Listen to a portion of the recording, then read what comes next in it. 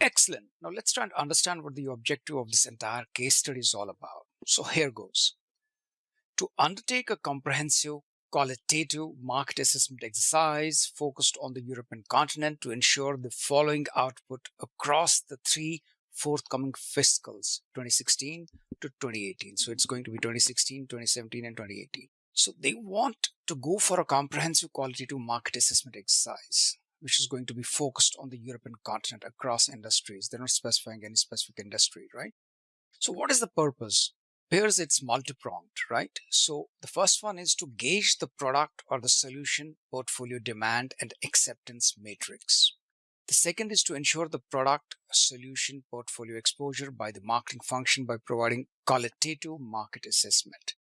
3 is to assess the product solution portfolio introduction and sale by the sales function by comprehensive business appraisal. Excellent. So as we learned in the previous slides, the company was doing some excellent stuff across North America, Asia, and a few other places, but it obviously did not have a consequential presence in Europe, which was surprising. I think the company leadership has woken up to the fact that it needs to be targeting Europe now because Europe is a huge market in itself and it offers a huge diversity of markets and industries. And of course, the cultural connotations are exceedingly different with even 50 countries all across Europe. I mean, 50 plus or somewhere around that. We'll be running through that also in some time to come. It offers a huge opportunity for any company, especially a company of this DNA. So what do they really want to do? They want to gauge their products and solutions portfolio demand and acceptance matrix. They want to understand whether there's a specific demand for the kind of solutions and the kind of products that they have developed, technology, intelligence, and IP solutions products that they have developed, which they have been selling successfully. In fact, they've been taking the markets by storm, as we talked about the situation some slides back. So they want to understand whether there's a demand and acceptance matrix out there across Europe. And 2, they want to ensure that the product or the solutions portfolio exposure by marketing function happens by providing a qualitative market assessment. So they want this marketing assessment to facilitate the product or the solutions portfolio exposure by the marketing function. Obviously, the marketing function is going to be picking up inferences from this market assessment scenario, and they're going to be detailing a marketing plan. They're going to be scripting a marketing plan, and probably go for any of the options, above the line, below the line, through the line kind of, situations in the marketing blitzkrieg, or they may just go for a sustained marketing campaign across industries, across geographies in Europe, right? So that there is enough exposure of the product and the solutions portfolio of the company across the industries in Europe. And 3, which is a natural corollary to the first 2, is to assess the product or the solutions portfolio introduction and sale by the sales function by comprehensive business appraisal. Now, they want to understand what kind of a demand and acceptance matrix exists out there, or whether that can somehow be facilitated or even created.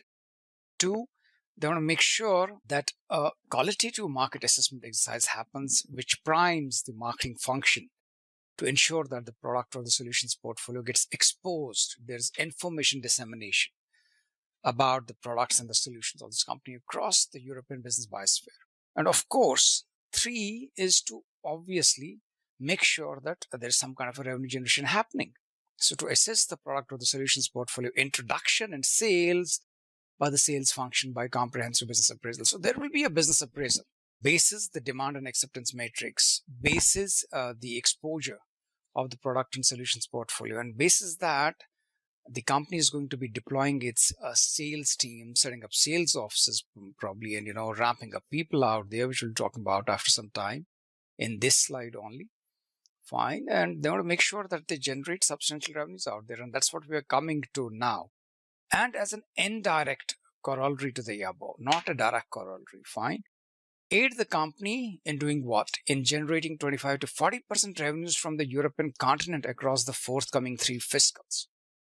Now, at this point of time, the company had negligible revenue generation happening. When we talk about somewhere around, I think if I remember it correctly, it was 12% for the rest of the world, other than Middle East and Asia and of course North America, right? If I'm not wrong, we can go back to those slides in some time, or you can go back to those slides in some time, right? So they want a huge ramp up. They want to be generating 25, which is 1/4 to almost one half of revenues from the European continent in the coming three fiscals, which is a pretty exciting situation. And they have said 3 to 5. So, the first three is 2016, 17, 18, and then you have 19 and 20. So it's exactly 3 to 5 years. So 25 to 40% within 3 to 5 years, which is huge. And then to set up at least 2 technology incubation hub or labs across the European continent. They already have 3, if I remember it right, and then 3 operations and delivery centers and 6 sales offices across the topography. So they are going to be adding quite some infrastructure out there across the European continent, which calls for heavy duty investment. So this makes it very pertinent for a market assessment exercise to be exceedingly qualitatively perfect, quantitatively comprehensive. I mean, it has to be an immaculate market assessment exercise. And all this is also going to help the company ramp up 11,000 full-time employees across the 5 stated fiscals. That's quite some number. That's almost, I believe, 1/3 of its current strength.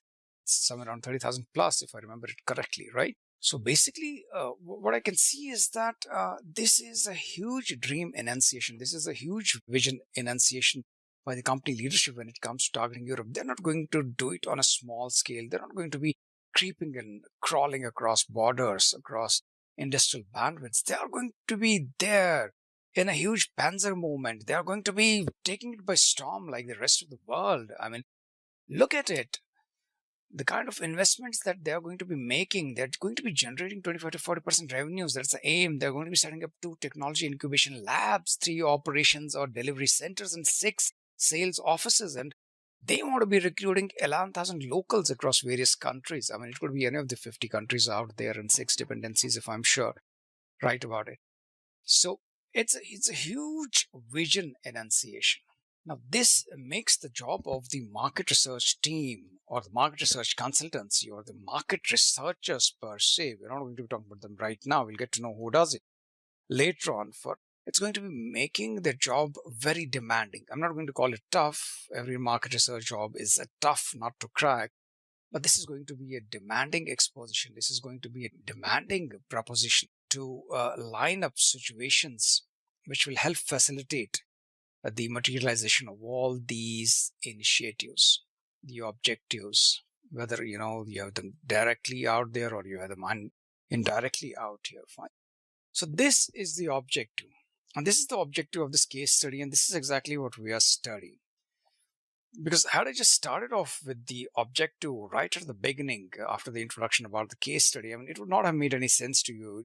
I mean, you would be lost in the woods without really understanding anything about the business ethos of the company, So that's why I took some pains to help you understand. And I personally am feeling confident that you're totally in sync with me when we're going to be discussing the forthcoming slides, because you have as good an understanding about this company and its working ethos and its existentialist ethos and its work dynamic as I do, right? So yeah, let's have one more coffee and move on. We'll be talking about key observations about the entire corporate entity scenario of this company as of now, when we're going to be running through the entire exercise, which is aimed at the materialization of the corporate objective in this market assessment exercise. Thank you.